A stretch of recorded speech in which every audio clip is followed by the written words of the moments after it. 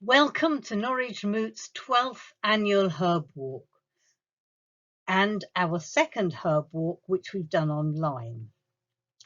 And this year, our walk takes place at the RSPB Reserve at Surlingham, not far from the city.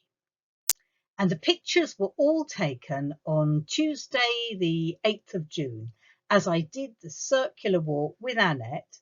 And I'm showing them in the order in which they were taken, just to give you a real feel of the walk as it is in physical reality, because I hope that you'll be inspired to get out there and to do the same walk for yourselves. If you're coming from the city, you take the Trouse bypass as if you were heading to Lowestoft, but at the second exit, turn off towards Bramerton and Kirby Beedon. Surlingham is also indicated on the sign. It's 5 miles from that junction, so if you're feeling quite hardy and energetic, you could cycle it. After Bramerton, there's a left turn to Surlingham, and after a short distance, you turn left again down Church Lane, and there are a few car parking spaces beside the churchyard. It is possible to get there by bus. Our bus run a service, it's number 85, and it's roughly hourly Mondays to Saturdays from Norwich bus station stand L. And this bus stops at the pond in Surlingham and at Ferry Road.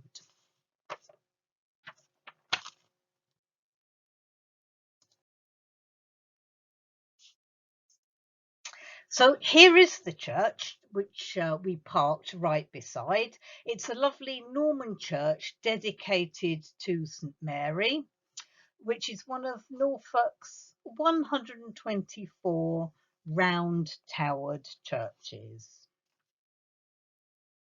So we started our walk by having a look round the churchyard to see what was growing there. There were lots of herbs, in fact, but I would like to draw your attention to 2 fabulous examples of tree medicine and magic. The first is the lime tree or linden.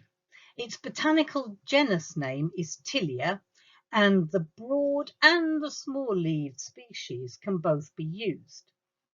According to Richard Maybe in his Flora Britannica, lime was much more common in Britain previously than it is now. The Anglo-Saxon word for it is Linda, and any place names like Lyndhurst or Linwood in the New Forest refer to the presence of this wonderful and indeed stately tree.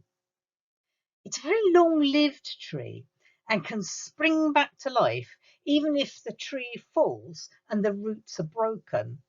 So this ability is a wonderful key to the magic of the tree and can help us with things like getting back on our feet again after a disaster of some kind. It's also protective, and of course it was used for shields by the Anglo-Saxons and the Vikings, at least according to the poetry, although there haven't really been many finds of actual limewood shields from the period. It makes perfect sense though, because the grain is very tight and doesn't splinter if you hit it hard. And it's a very pale wood and cuts easily, so has always been popular with wood carvers. So magically, think long life, recovering from disaster, protection, and assisting with craft enterprises as well. The young leaves of the lime tree are good in salads and sandwiches, and they get a sweet honey taste if the aphids have left their sticky honeydew on them. Now, of course, that honeydew really annoys motorists because it can make the car really sticky if you park under them. They're a little bit romantic too. There's a Swedish tradition that when a couple gets married, they plant 2 lime trees and name them after themselves to symbolise the marriage. And of course, the leaves are beautifully heart-shaped. Medicinally, lime flowers and bracts, which you can see here, are very relaxing and can lower blood pressure. And you can see here the bit that you want to pick. It's these papery wing-like bracts with the stalks and the flowers. Now these flowers are just not quite ready, or they weren't when we looked, but it'll only be a matter of days now before they open up. And you don't want to wait too long to pick them because they don't last very long at all. So if you want some, you will have to be quick. Now, lime flowers are very gentle too and low in tannins, so you can drink as much lime flower tea as you like. And interestingly, some people find that it also helps to enhance dream work.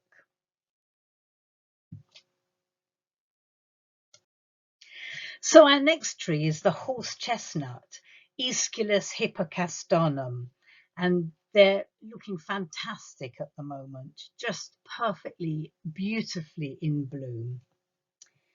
And people are often surprised to learn that this great favourite came to Britain as late as the 16th century, but it quickly gained the affection of people here, which tells us a lot about its magic.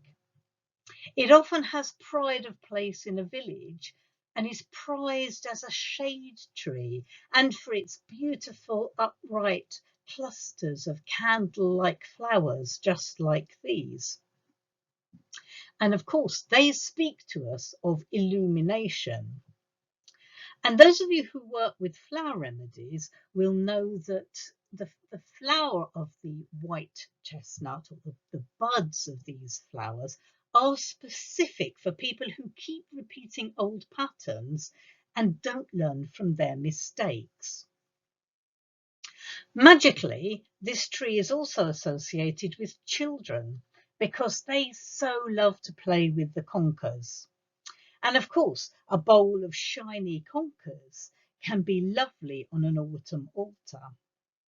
There's also an association with horses, it's in the name, of course, because when the leaves fall, the scar they leave on the branch is horseshoe shaped.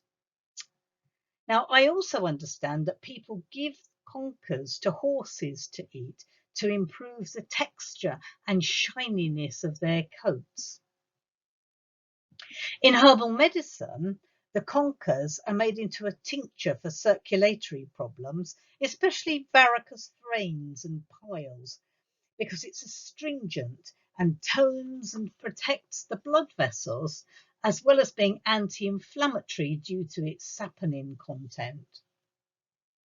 A simple spell for health is to put a conker into your pocket and carry it throughout the winter.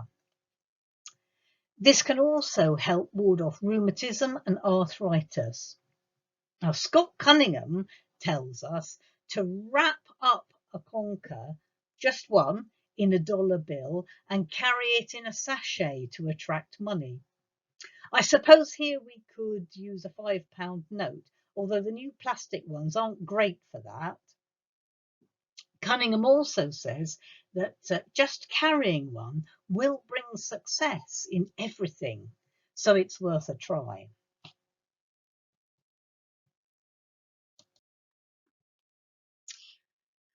There were also lots of little ground ivies in flower in the churchyard. It's quite late this year. I usually think of this as really a Beltane flower. It's an excellent medicine, either in tincture or tea form, and it's good for catarrh, bronchial problems, ear problems, sinusitis, irritable bowel, and cystitis. Now, Cunningham says that if you want to know who is working negative magic against you, you should place this herb at the base of a yellow candle on a Tuesday and burn the candle till it burns right down, and the person will become known to you. Now, this herb has, of course, a long association with brewing. So ground ivy ale can be made for spring or early summer rituals.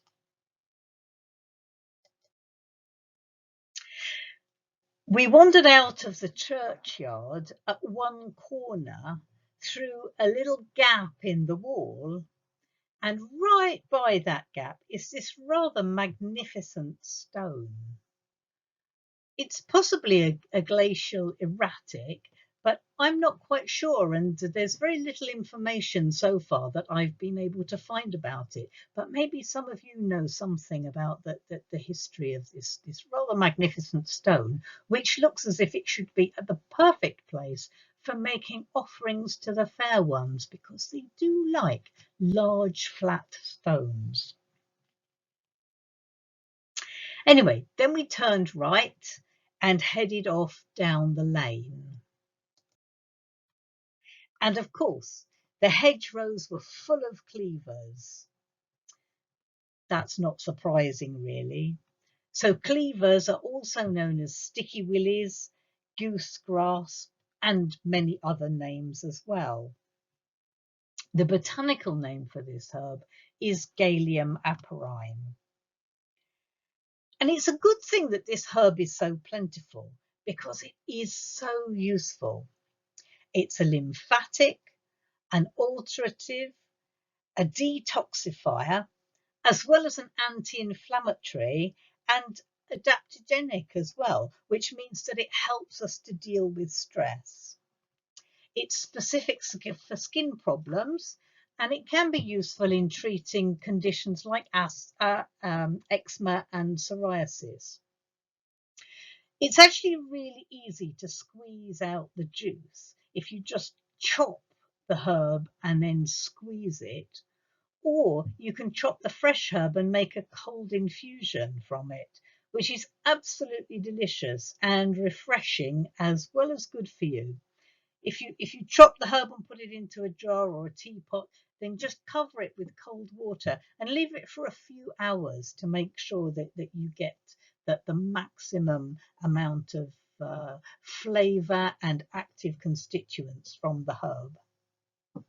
Now, this herb also has a long reputation for being used to help people with cancer, and it's also used for people who want to lose weight. Though it's not a magic cure, but it can help. If you take cleavers every day for 90 days, it is said that you will be so beautiful as to be irresistible. Again, not surprisingly, in the hedge along that road, there were plenty of nettles, just as you'd expect, really. Now, we like to pick the young leaves in spring as a tonic full of iron and other nutrients, as well, of course, as having the power of Mars with all that energy and vibrancy. So it's a great blood tonic and good for the circulatory system generally. Good also for the spleen, and it can be used to help people with arthritis. And it's great for your hair, whether you take it internally or pour some nettle tea over your hair. And it can also help with kidney problems, including gravel.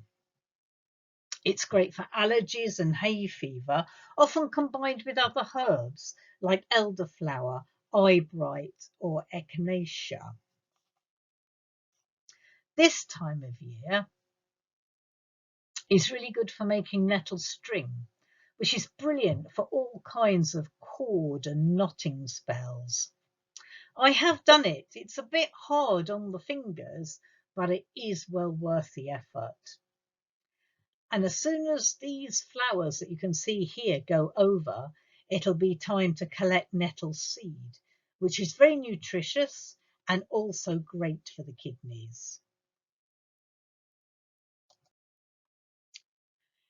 In this same bit of hedgerow, there was plenty of herb Robert, and you can see here that there are still some flowers on it, and some of it has gone to seed as well, with its lovely crane's bill shaped seed heads.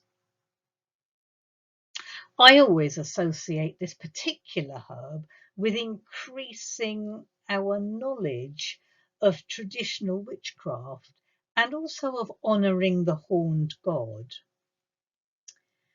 It's a good astringent, so it's a wound herb, and it has a tradition in folk medicine for treating cancer. It can be used as a mouthwash and to treat diarrhea and duodenal ulcers. It's also been shown to lower blood sugar levels, so it can be helpful for people with diabetes.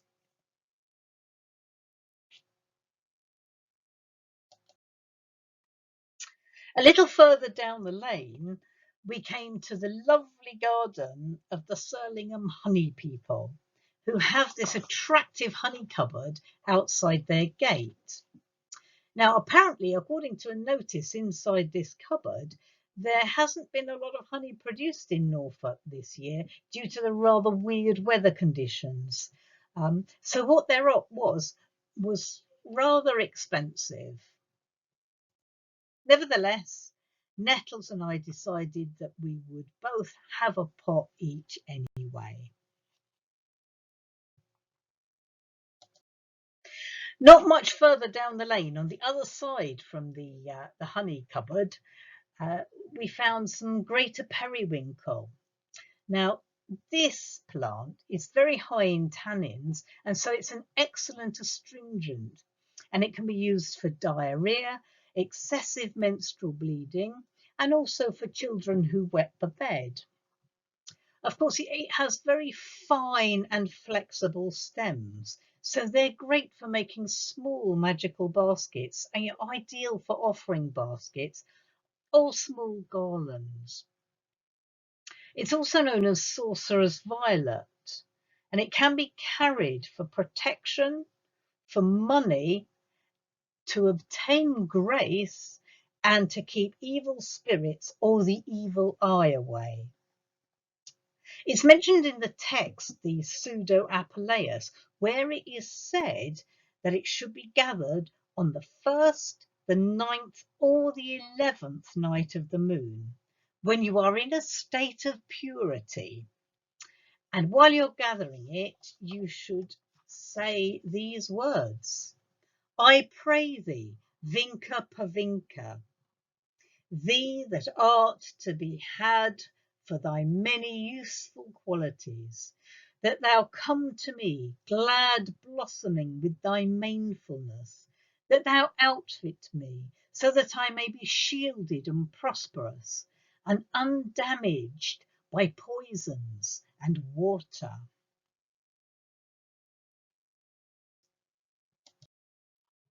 A little further on, we found this lovely honesty plant, still in flower, though a lot of them have already gone over now and gone to seed. This is Lunaria annua. It's sacred to the moon because its seed casings are, of course, like little moons, and they are very, very silvery if you push away the very outer part of the casing. Now, if you scatter them around, they are said to repel monsters, but I've never actually tried this or never really been troubled by monsters, to be honest. Of course, they also attract money because they look like little silver coins. You can keep one in your purse to attract money, although they don't actually last very long. Or you can place one under a green candle, which you then burn right down to its base.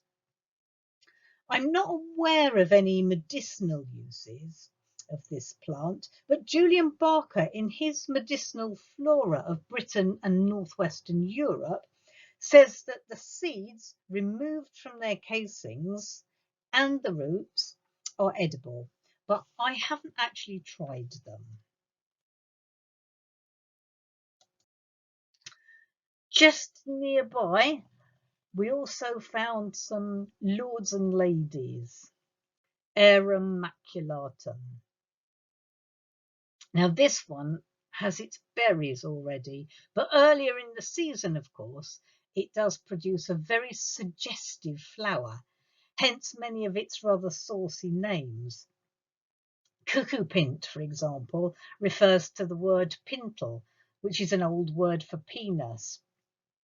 This plant is often sometimes called devil's angels, willy lily, cows and bulls, and various other names as well. Now, it has very starchy roots, and in Elizabethan times, these were used to stiffen the lace ruffs they wore round their necks. But I have to say that it played havoc with the hands of the laundry women, as it's really acrid and irritating. Though interestingly, if you bake it for long enough, it loses that quality and has even been used as a food in the past, although generally nowadays it's considered to be a very poisonous plant. Now, lords and ladies is very much associated with fairy magic. And of course, the lords and ladies, as well as referring to the sexual parts that appear in the flower, it could also be seen as a reference to the fair ones themselves. And it's said that when St. Withburger's body was stolen from Dereham and taken on the Little Ouse by boat from Brandon to Ely, that all the arum flowers glowed like lanterns in her honour. And since then, all the Fen lightermen have referred to the plant as fairy shiners. As we went further down that road, there was more water on either side, and this was the view from the left-hand side of the path. Rather lovely, very beautiful, how the trees are all reflected in the water there. There are lots of buttercups enjoying the sunshine. And of course, you can pick a buttercup and place one under somebody's chin to see if they like butter. The answer is yes, if you can see a yellow glow on the skin. But they're not used medicinally because they're so acrid. They're just lovely though, and to see them really lifts the spirits.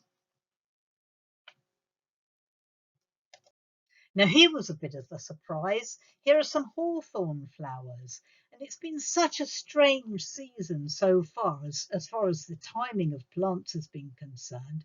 And here we are, so close to midsummer, and yet we have hawthorn still in bloom in some places. In other places, it's gone over and the berries are already beginning to set. But right here, there were the flowers. Now, hawthorn is known to herbalists as the nurse of the heart, and it can heal and protect the heart on both a physical and an emotional level. And as many of you know, of course, it's one of the most important herbs we have for lowering blood pressure. You can use the flowers and young leaves like these, and you can use them either fresh or dried, or you can tincture them in alcohol and vinegar. And if you missed the flowers this season, you can use the berries in the autumn. Now, the herbalist Christopher Hedley always said that the active constituents of hawthorn are better extracted by vinegar than by alcohol. And he often prescribed hawthorn berry chutney to some of his patients. Now, magically, of course, this herb is associated with Beltane, even though it's blooming about a month late or more this year. and with spring hand fastings and fertility. They do say, though, that you shouldn't bring it into the house except on May Eve, otherwise somebody in the household will die. However, I think that we as herbalists are exempt from this taboo.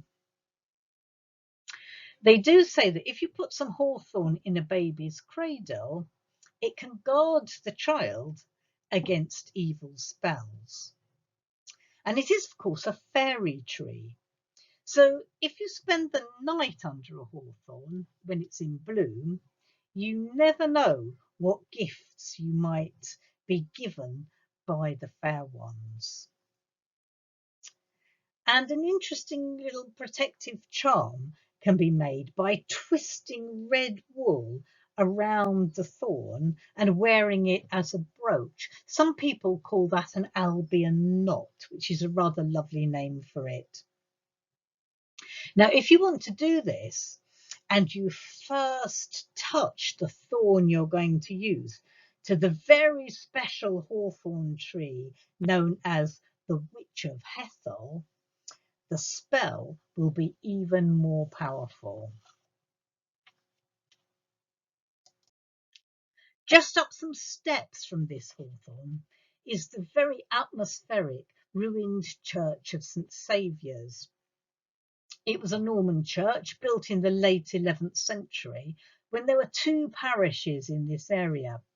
But actually the population declined over the centuries, and in 1705 the two parishes merged, and it was St Mary's which became the church that people continued to use. And this church sadly decayed, partly because people took lots of the stone to use in their own building projects. You can see on the left of that arch there, there are some lovely elder trees up here. And of course, the elder is at its very best at the moment.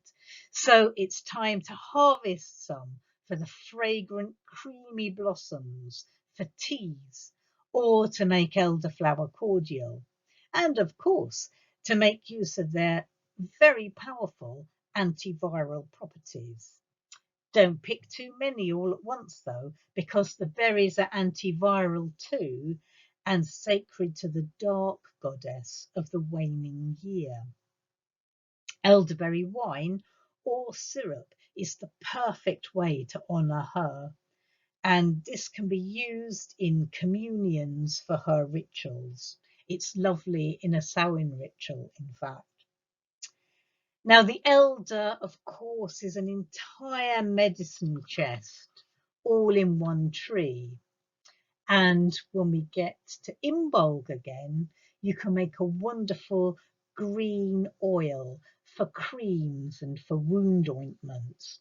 All you need to do is to pick some of the buds or the young leaves and cover them in oil in a casserole dish and place them in a very low oven until they turn crispy.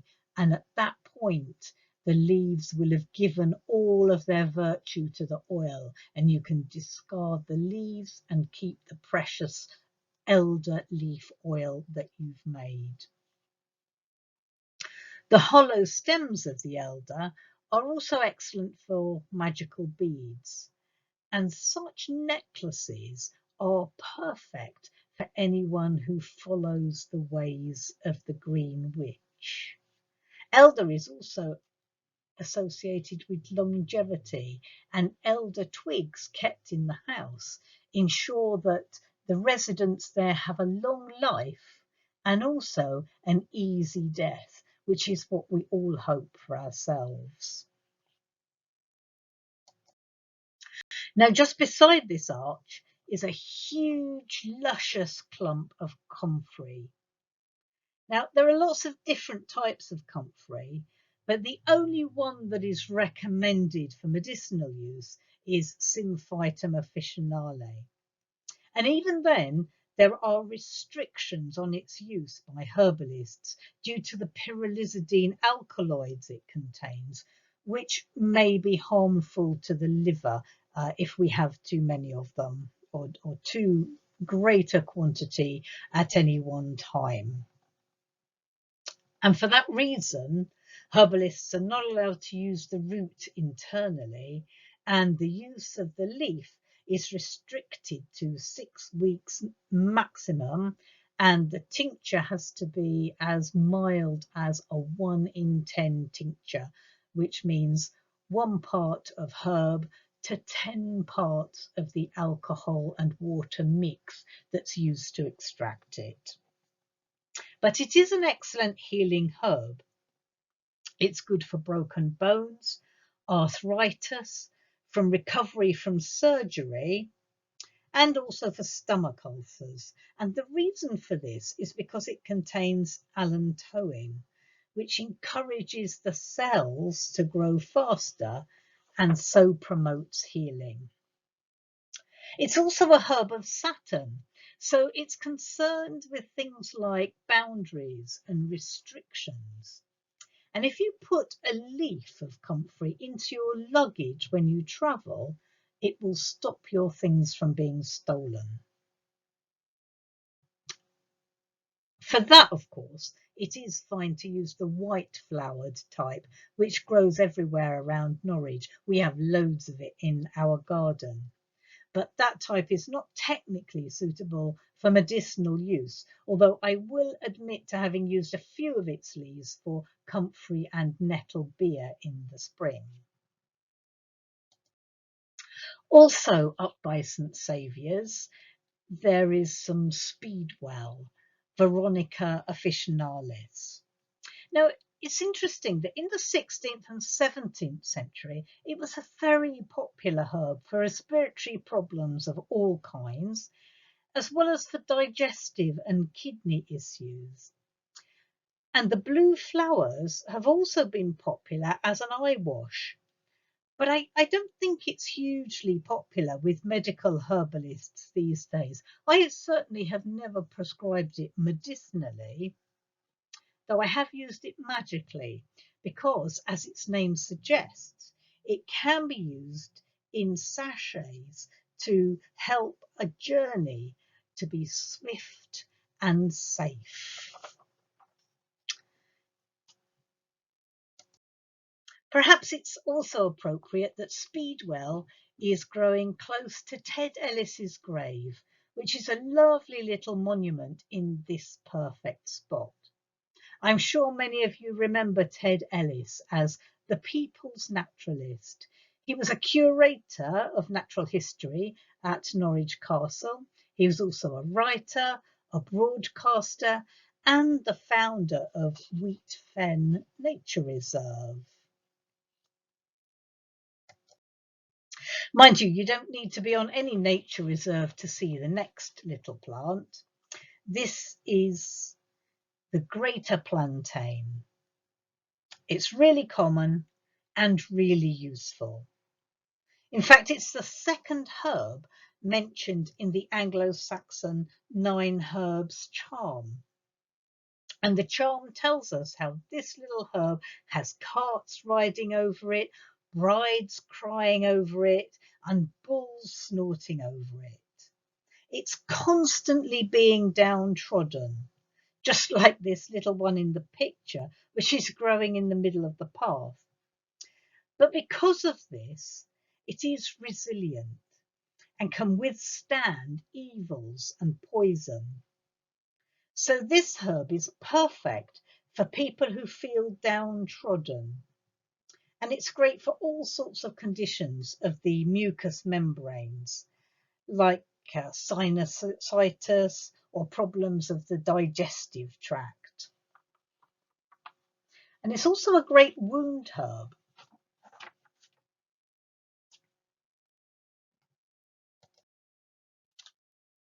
Now, not much further along the path, we found these rather lovely horsetail fronds.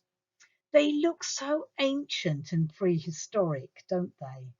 And indeed, this genus Equisetum is the only one left of the Sphenopsida group, which dominated the Earth's vegetation during the Cretaceous period. So it has the magic of great resilience and the ability to last for many, many eons. Now, medicinally, it's a remineralizer and is used in all sorts of chronic degenerative processes, as well as for wounds and to heal and repair brittle bones and nails. But of course, the whole plant and stem also makes excellent pan scourers.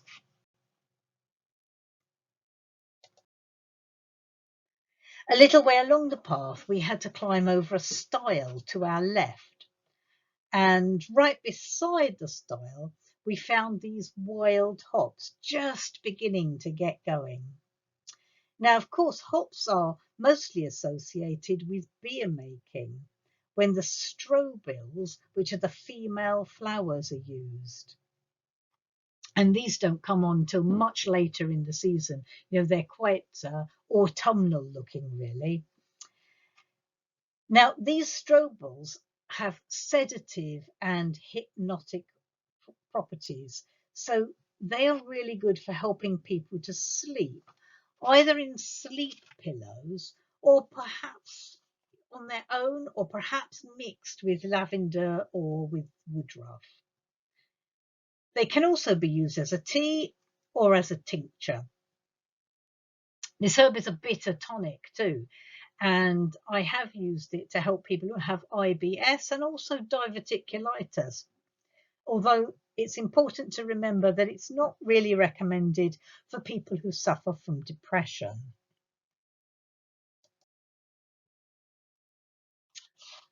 The whole of the grazing marsh here was covered in yellow flag irises in bloom, but it was hard to photograph them in that way.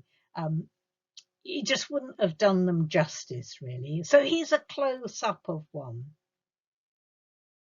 All irises are magical, and they have their floral parts arranged in threes, usually 3 times 3, making a magical 9. And they are, of course, sacred to that most wonderful and colourful of goddesses, Iris of the rainbow. And she's associated with bringing through the right amount of illumination. Hence the name iris is used for the coloured part of the eye. Now, herbalists these days don't usually use the yellow flag iris very much, as it's very emetic, so it makes you sick, and it's also purgative.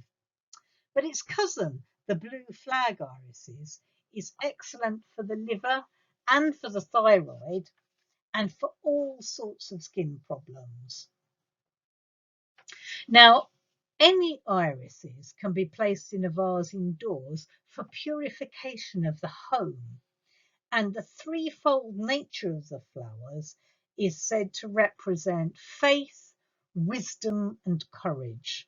So it can help us to find these qualities within ourselves.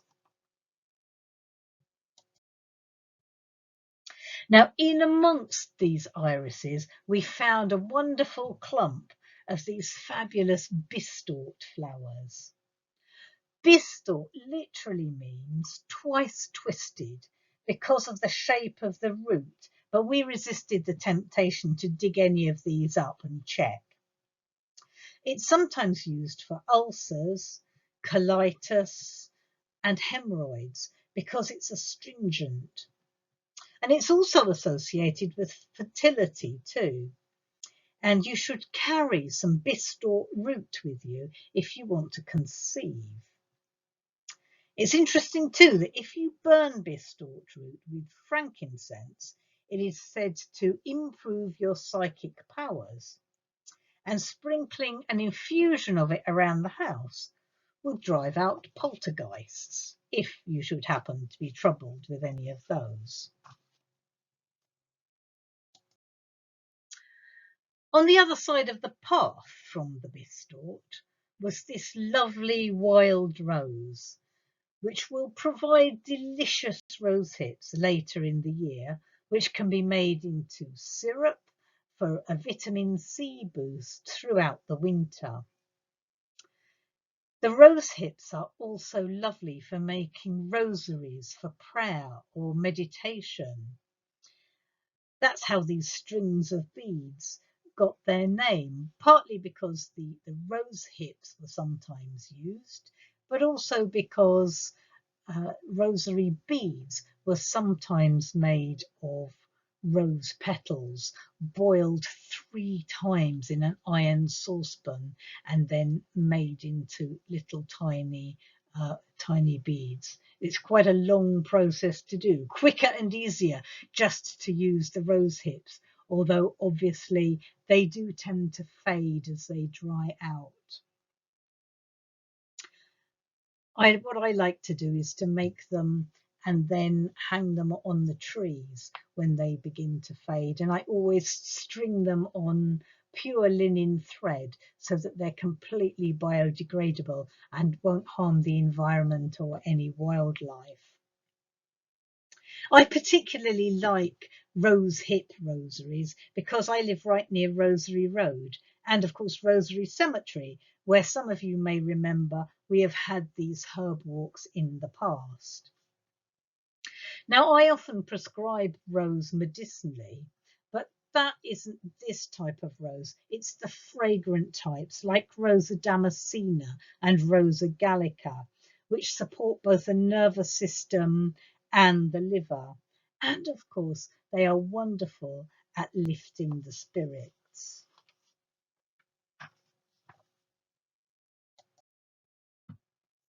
There were white dead nettles all around Surlingham, and this very common, humble little plant, which is so beautiful, has a long list of medicinal uses, including for period problems, menopausal issues, bladder problems, prostate problems, anemia, bronchitis, and catarrh.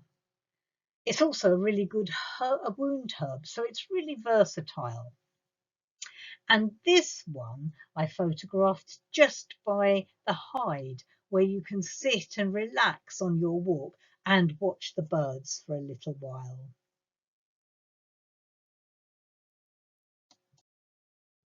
Now we walked on from the hide to the path beside the River Yare, and this is the lovely view looking across at the far bank. And if you look really closely, just to the left of centre of the picture, you might be able to see there a heron lurking just up against the bank there. And even though herons are not rare birds, I always think that seeing one is a real blessing. And then a boat came by, and after that, he was gone. Now, there were still a few dandelions flowering along the path, but they had mostly gone to seed, like this one. And the seed heads are associated with time because these are referred to as dandelion clocks. And I'm sure we've all, as children, played the game of blowing the seeds away to find out what time it is. However many breaths you need, that's the hour of the day. But collecting some of the seeds into a spell bottle can help make sure that you have enough time to fulfill all of your plans. And goodness knows, we all have so many plans and so many exciting things to do. We need a little extra time that the dandelion clock can offer us. Medicinally, of course, this is a wonderful plant. Its leaves are nutritious, they're a tonic and a diuretic, and the roots are supportive to the liver and also a mild aperient to help keep you regular. It's interesting to note that the dandelions along this path are growing right near the burdock plants because these two herbs work very well together. Now, these burdocks are, well, they're really only just coming out, and although the leaves are already quite big, they will get much bigger, and the plants will be huge as they go on through the season. So this is a fairly young plant, and as you can see, the snails or the slugs have already been having a bit of a go at it. Now, burdock, particularly the root, is an excellent blood purifier, and it's really good for skin problems, for rheumatism and arthritis, and for gout. But it does work best alongside something like dandelion or possibly yellow dock, because those plants can help actually remove toxins from the body.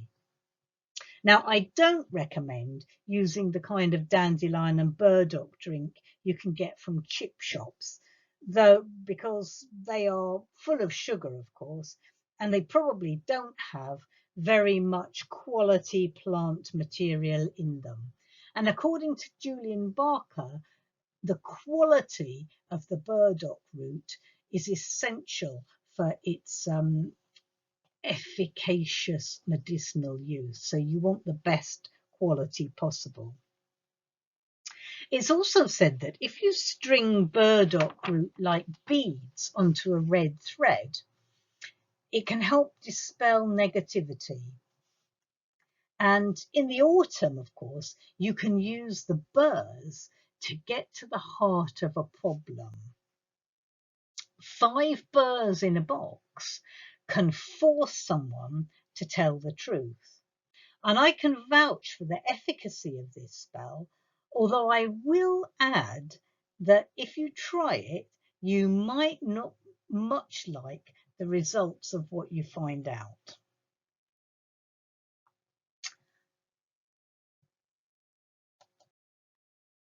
We were almost at the end of our circular walk when we found these lovely willows all covered in this beautiful white fluff, which is brilliant as a material for making comfortable places for some of the smaller of the fair folk to rest.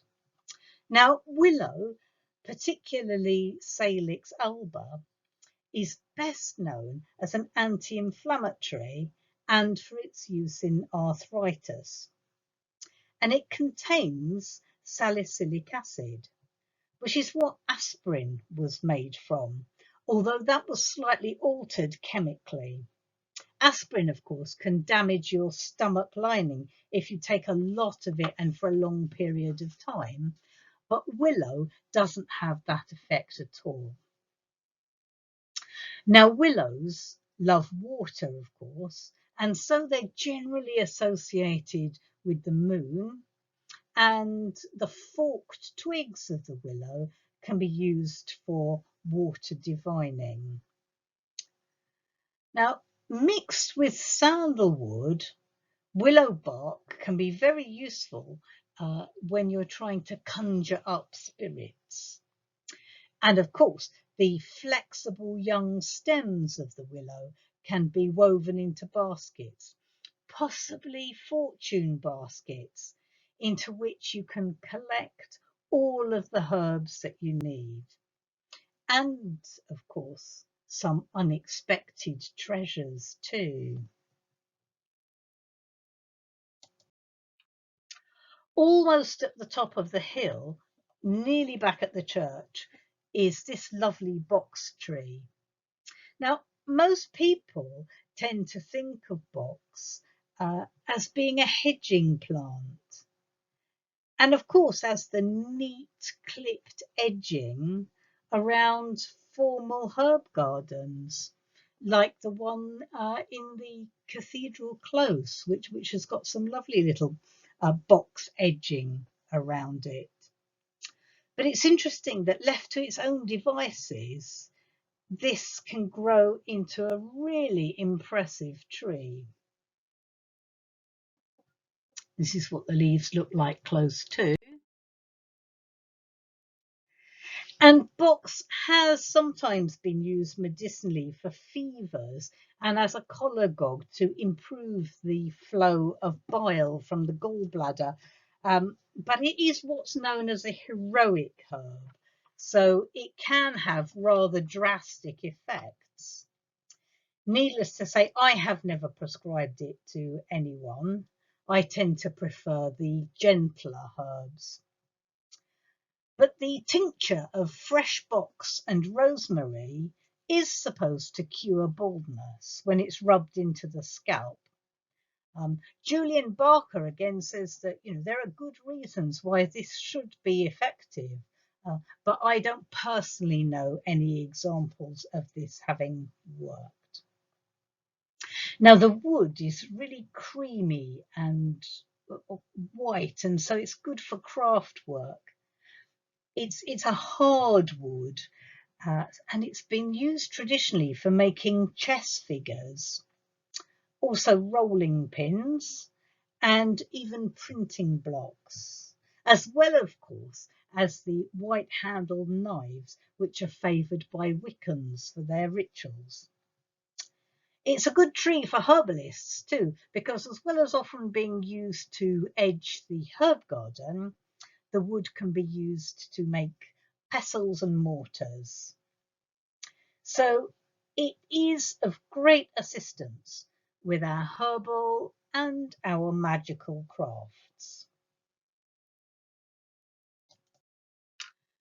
And then we reached the top of the hill and found ourselves back at the church again. It had taken us about 3.5 hours since we'd set off. And that's not because it was a very long walk. It isn't at all. But we just spent ages examining everything and taking lots and lots of pictures. There's so much more I could have said about each of the plants mentioned, and so many more lovely plants at Surlingham to look at. But this will have to be the end of our walk for now. Although I hope that those of you who are local will have a go at this walk for yourselves. So, thank you all for listening.